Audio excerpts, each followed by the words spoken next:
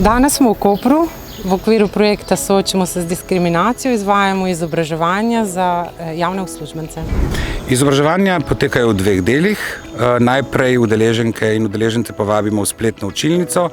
Spletna učilnica je strukturirana na način, da se udeleženke in udeleženci nekako sprehajajo po izobraževalnih modulih, kjer se učijo s pomočjo umetne inteligence najrazličnejše vsebine povezane z varstvom pred diskriminacijo.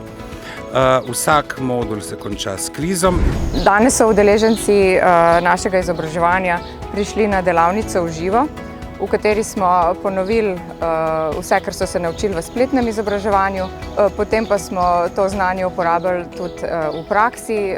Ukvarjali smo se z izmišljenimi primeri, ki smo jih napisali na tak način, da v njih udeleženci lahko uporabijo znanje in prepoznajo diskriminacijo, posebne ukrepe in razumne prilagoditve, in na ta način se je delavnica zaključila.